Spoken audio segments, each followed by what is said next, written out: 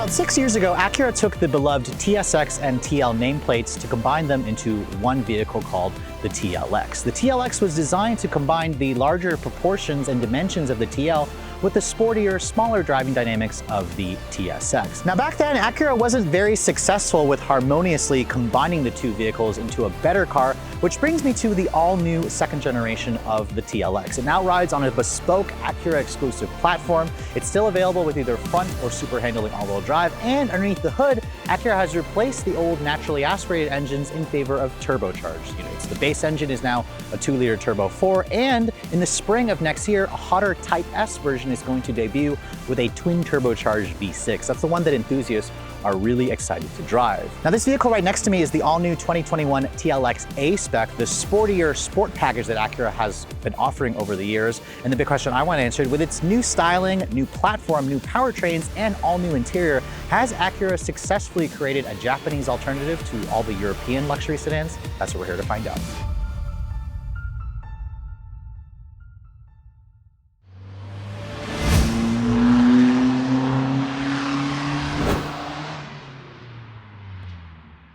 Now, a couple of years ago, Acura debuted the Type S concept, and as you can see, that concept model's lines basically have carried over into the full production version of this TLX. They first unveiled the full production model a couple months ago online because of the coronavirus pandemic, and as you can see, finally seeing the car in person, photos don't really do it justice because this car is seriously low and wide, and that's the main reason for Acura moving this to an all-new platform, because they wanted this car to look distinctively wide, and it certainly does. As you can see, the A-Spec model takes it up even further with black accents, its own unique front fascia, the grille especially. Acura has been struggling over the years with their grille designs. They went from that beak to the diamond pentagon now, and I think the diamond pentagon on this car is the best interpretation yet. I really like the inside of the diamond pentagon. What I don't particularly love is the large radar sensor that's right behind, or that's right in front of the Acura logo. I think Acura could have made it a little bit smaller, but with this white exterior and the black accents, it looks fantastic. I also love the new headlight designs.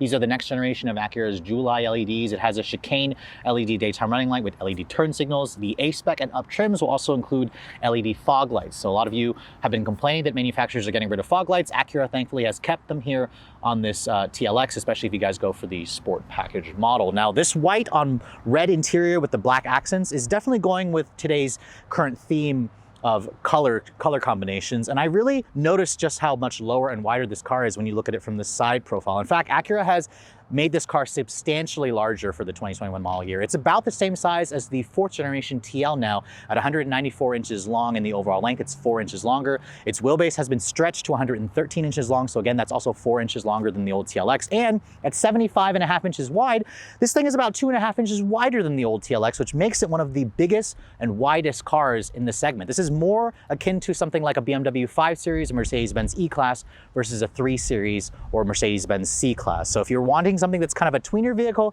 this is now one of the vehicles to do that. And because Acura had got rid of the RLX this year, that's why the TLX is much larger. This is now the company's flagship sedan. Now looking at the wheel options, 18-inch wheels are going to be standard. This A-Spec model includes these sharp gray finished 5-spoke 19-inch wheels. They're wrapped in pretty fat tires, 255/40 width tires. Now that's about 20 millimeters wider versus what you get on the base TLX, and this is a wide tire, so it's really going to give this thing nice proportions. The Type S model will actually include a 20-inch wheel, which I think the body lines could definitely go with a 20-inch wheel. It'll make it look even more aggressive. Now again, there's a subtle little A-Spec badge here to show that this has the sport package.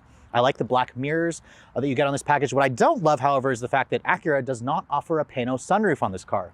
I don't understand Acura. I think this would have been a great opportunity to give us a pano sunroof. You can get something like that on like a Camry, so I don't know why they don't do that. A black painted roof would also look really great to contrast this thing, so I think Acura should consider offering that in the future. Now, around the rear profile, again, you can really see the low and wide proportions, and these taillights, these full LED taillights, kind of mimic the shape that you get for the front headlights. I like the subtle black painted rear spoiler that you get with the A-Spec model. And then down here, the A-Spec also gets a slightly unique looking rear diffuser with these dual exhaust tips.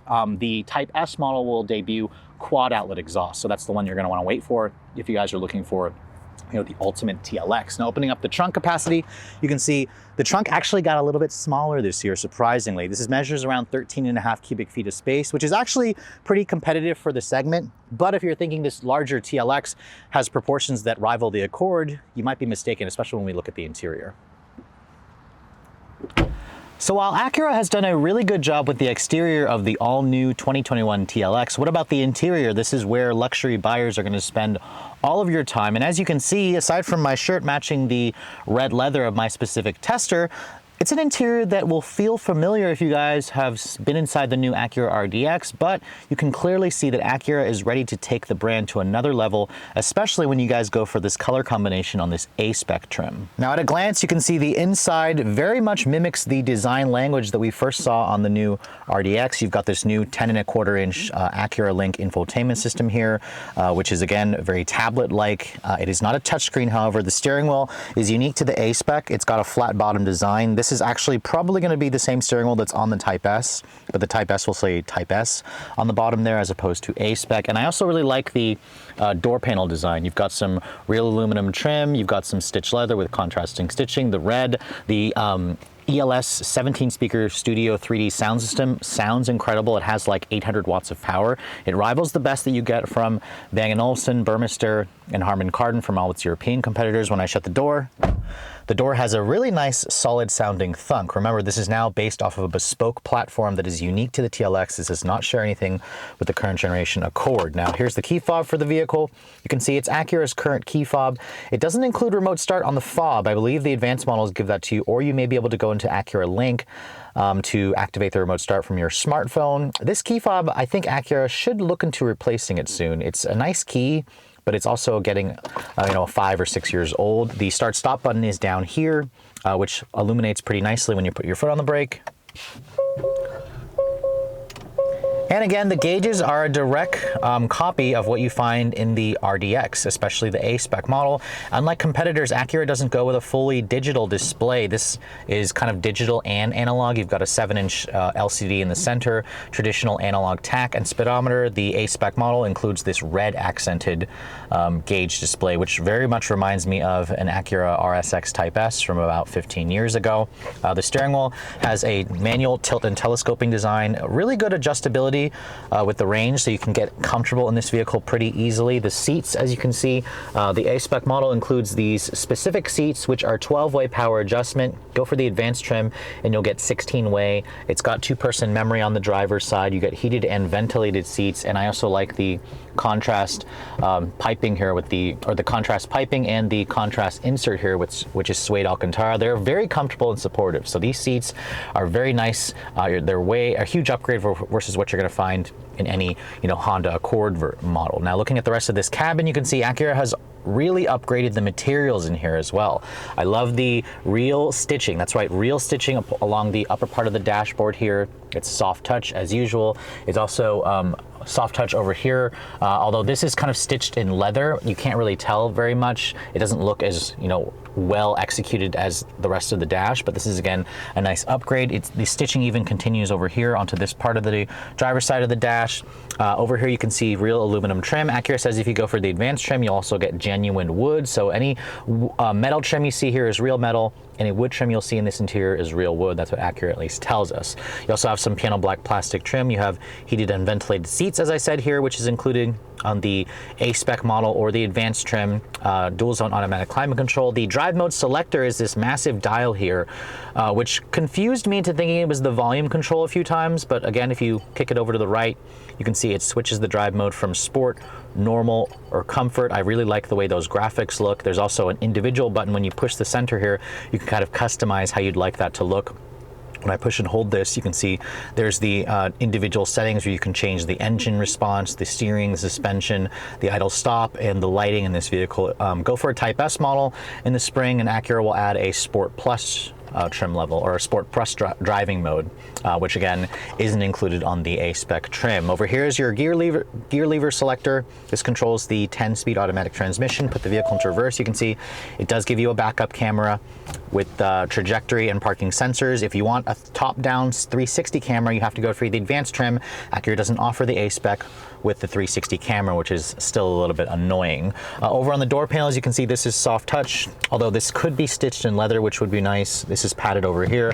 Window controls, auto up, down for all four. They're also a new window switch, which feel pretty high quality, although some of these switchgear look like they came off of a Honda product, but I do like the metal trim that's on the window switches.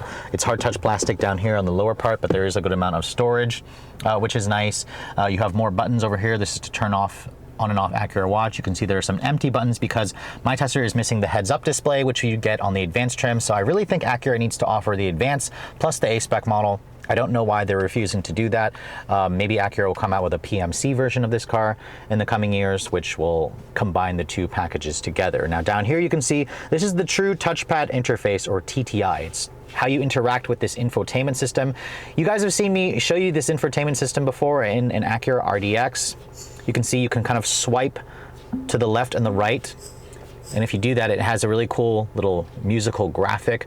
You can shake your pick between all your usual apps here. There's the satellite radio, as you can see. That's the way it looks when it pulls up. It's a little bit slow at times, but this uses one-to-one positioning. So again, if I wanted to select hits 1, I touch the corresponding quadrant of the touchpad here, and you can see it highlights itself. So I don't have to actually scroll around like the Lexus system. This still has a rather annoying learning curve, and I really just wish Acura would just do a touchscreen, even though the screen is too far to actually touch.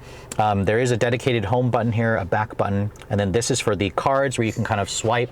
You can show 3 different options: GPS, audio information, and a clock, which is again nice. Or you can kind of push this button here and that shows you what's available in the cards. I often found myself going to the home button or home display and then going over here to CarPlay, which, by the way, you can customize those icons. If you push and hold down on the touchpad, you can kind of rearrange the icons. CarPlay looks like this when you guys have it up, which the CarPlay doesn't offer the one-to-one positioning, so you have to use this like a trackpad, which is annoying because when you're swiping between the two functions, you have to remember that when you're in CarPlay, it works like a traditional trackpad, which is kind of an Apple thing. So I just think Acura just needs to go with one direction because this is going to confuse a lot of buyers. The trackpad has a relatively good response. I like the CarPlay, although I wish I had the option to make this full screen. If the screen was larger, it'd be okay, but I really would like to see this go the full screen route. This is what iOS 14, as you can see, looks like on my phone. There's a dedicated volume knob over here, a tuning button over here, although I think Acura could have just added a knob as well. There's some black plastic trim over here, nice big cup holders. There is also a wireless phone charger, which is included on this trim. Open this up, you can see good size for the center console, 2 USB ports in there, a nice padded lid. And then of course the interior lighting in here, Acura says they've really upgraded this. You can customize the interior lighting, of course, by going over into the settings, which takes some time to pop up. Going to vehicle over here and going to, actually no, don't go to vehicle, go to system, and you can go to scroll down.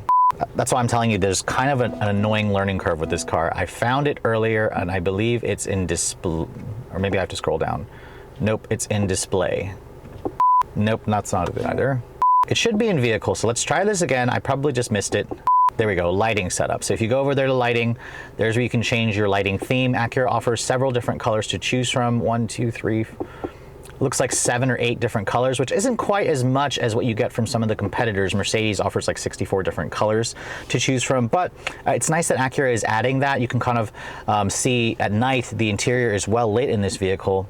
So they've really stepped up the lighting game, which is kind of important. Acura was kind of behind there in the interior tech department. I still think that the true touchpad interface needs work. As you can see, I'm interacting with this thing and it's just not quite as quick as a touchscreen because I don't like how, there's still somewhat of a learning curve here where I'm still trying to use this as a trackpad, and then I remember, oh yeah, it has the one-to-one positioning, which is the only one in the industry that actually does that. Above me, you can see there's just a standard sunroof. Acura doesn't offer a pano roof, which is kind of annoying. I wish they would offer that. There is some nice LED lighting in the cabin, and then you can see here the glove compartment. It's about average in size. It's damped, but not lined with felt. So overall, if you guys like the interior of the RDX, you're gonna like this interior as well. Obviously, if you're you're owning this vehicle, you're going to really get used to the True Touchpad interface. I wish that Acura offered wireless CarPlay and Android Auto. They don't. You have to still use a cord. And I really want them to offer the advanced package features with the A-Spec Sport Appearance package. Now, hopping into the back seat of the new TLX, those of you who are hoping for a huge improvement in space are going to be quite disappointed when you get into the back seat. Acura apparently used the extra length and size of this car to stiffen the chassis and not necessarily give passengers more rear seat space. The company says you get around 39 or 34.9 inches of legroom back here, which is actually a couple inches smaller than something like Honda's own Civic, which offers around 36 inches of legroom. Now, at 5'7" getting back here, it's not bad for me. I mean, there is a fairly large hump here that does intrude on the middle passenger. You have rear seat vents, but there's a pretty good amount of foot space. Legroom feels decent. I can kind of get back here and cross my legs if I'd like to. There is a good amount of headroom back here. Material quality is also soft touch, which is nice. You have the same metal speaker covers. There's 2 map pockets here, and then Acura gives you a nice armrest here that folds down with 2 cup holders. Now, a couple things that I wish that Acura included in the backseat area: no heated rear seats on the A-Spec model. You have to go for the advanced trim, which you can't combine with the A-Spec trim, which would have been great. And then I think Acura should have included some rear sunshades. Lexus, for example, offers a power rear sunshade on the back window. Acura doesn't offer that. It would be nice considering this is now the company's flagship sedan. Now, underneath the hood of the new TLX, Acura and parent company Honda don't replace engines very often, but because this is an all-new platform, we get 2 all-new powertrains. Gone are the naturally aspirated 4-cylinder and V6 options. Now, the base engine is the 2-liter turbocharged direct injection 4-cylinder with VTEC. This is the same engine that powers the Acura RDX, which is also a variant of the one that's in the Civic Type R and the Honda Accord. In the TLX, it makes 272 horsepower and 280 pound-feet of torque. That's a significant increase over the old 4-cylinder, like 67 more horsepower, and a little bit less horsepower versus the V6, but at 280 pound-feet of torque, this has roughly 13 more pound-feet of torque, so it should feel quicker in the real world. Now, it all goes out through just one transmission. There's no manual. The TLX has never offered a manual. It's Acura's 10-speed automatic transmission, the same one that we've sampled in the new RDX. It's a great transmission. It has really quick shifts considering it's just a torque converter automatic. Now, all TLXs come standard with front-wheel drive. My tester here has super handling all-wheel drive, which does add some weight. It also makes it about $2,000 more expensive. As this one sits, it weighs just under 4,000 pounds. So this new body also makes it a little bit heavier. It's about 300 pounds heavier versus the previous generation. Now, another thing I want to talk about, there is a nice strut tower bar here to help stiffen the chassis, and Acura also replaced the old McPherson struts and they went back to a double wishbone design, which really should improve the ride quality and improve the handling of this car. Now, fuel economy has also been slightly improved. The 4-cylinder with the front-wheel drive will get 22 in the city, 30 on the highway. The all-wheel drive model will drop that down to around 21, 29, and 23 combined. Premium gas, of course, is required when you guys want to fill this thing up. So the day has finally come. You guys have been asking me pretty much nonstop to review the TLX ever since this car was first unveiled virtually. And this is my first time actually driving the TLX. Really love this car in general. Now that it's on its own bespoke platform, I'm really proud of what Acura has done to this thing. So hopefully it drives just as good as this car looks. Now remember, this A-Spec model is not a Type S. It's got the base 2-liter turbo, which replaces the old 2.4 and kind of the V6 version. I have the car in its sport mode right now. I just switched it over to sport mode, and let's see how this thing accelerates. This one also has super handling all-wheel drive.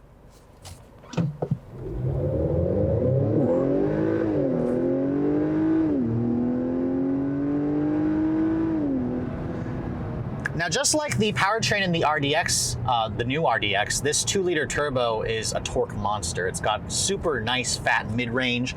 It's got 280 pound-feet of torque. It does feel a little bit soft initially when you first put your foot down in this thing. I'm guessing it's the turbo lag, but once the turbo does kick in, it does feel really quick.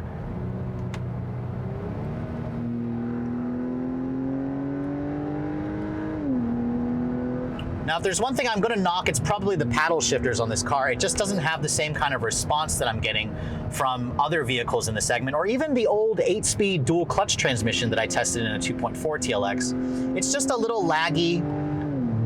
And you also notice this engine doesn't have much power above 5,000 RPM. The power actually kind of tapers off, which is interesting because the same powertrain in the Type R, the Civic Type R, keeps pulling all the way to the 7K red line. So it's all about the tuning with this powertrain. You do get 20 more horsepower than an Accord with the same engine, but you also sense that Acura has tuned this car all about the mid-range. Now, 0 to 60 performance, I've seen it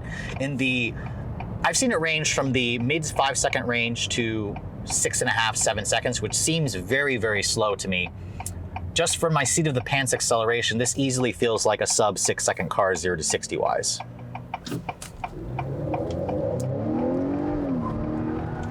Now this thing does have super handling all-wheel drive, but it is limited by the tires. You saw that, you could hear the tires screeching a little bit, but the car's 4th generation super handling all-wheel drive has the ability to send up to 70% of the power to the back wheels to allow this thing to kind of drift out of corners, which I wasn't expecting the tires to lose grip that quickly on this car. So my recommendation, if you actually want to try pushing this car a little bit more, put some stickier summer tires on it.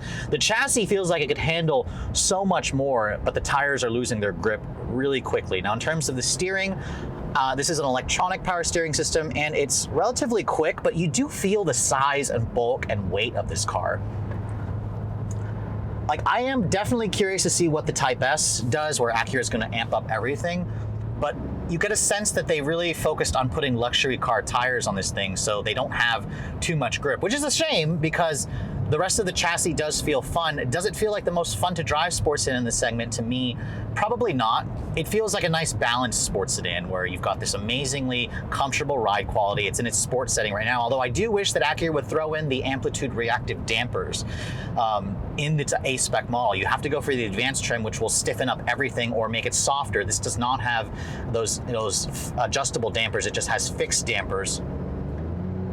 And the sound of this car is also an interesting one. It's enhanced, and you can hear it. It's playing it through the speakers, which I don't always particularly love the sound it makes.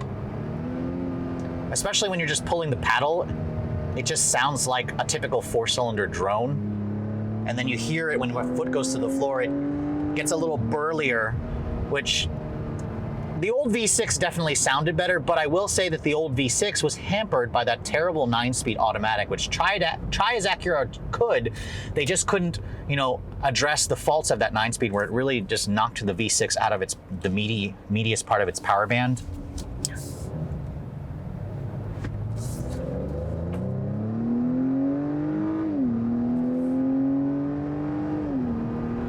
But for a base engine, this has plenty of power, so I think a lot of people are going to be impressed with how well the TLX accelerates. It gets me super excited for the Type S version, but I am noticing that, this car is a lot bigger, and I'm not entirely sure that that's what people necessarily wanted. If you were looking for a compact luxury sports sedan like a 3 Series or an A4, or a Mercedes C-Class or a Model 3, this now feels like I'm driving a mid-sized car, but it's got the interior space of a compact car. So it's definitely got that tweener size. It's very much like the 4th generation Acura TL, that thing. This is now about the same size as that vehicle, and it definitely feels that way. You get the the width, the proportions, the dimensions of that car, which, some people who are looking to replace that may find that to their liking for sure.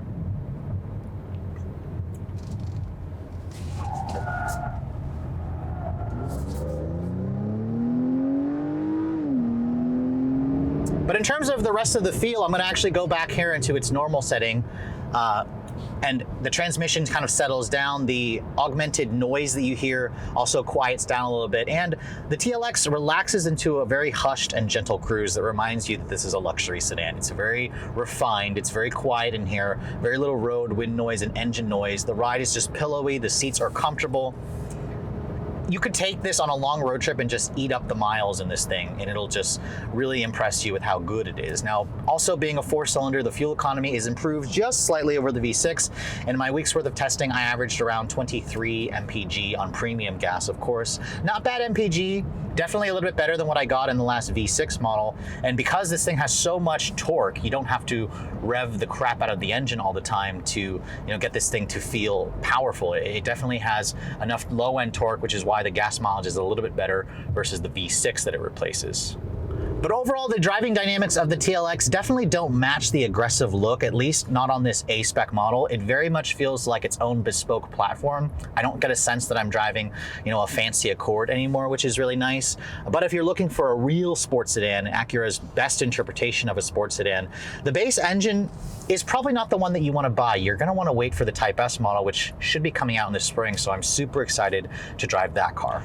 So by moving the next generation TLX to its own bespoke luxury platform, it's done wonders in making this car feel a lot more premium versus its predecessors, which, let's be honest here, the old TLX kind of felt like a guzzy version of the Honda Accord, just with super handling all-wheel drive. This all-new TLX, after spending the week driving this thing, I have to admit, Acura has done a phenomenal job with making this car a lot different versus the previous generation. It also has that double wishbone front suspension, which really improves the handling. The ride quality is really impressive. The interior is finally up to par, whereas the old TLX just felt like it came from a Honda Accord from 10, 15 years ago. And the size of this car, I think that the proportions are really well done. It looks fantastic out on the road, especially in the A-Spec trim.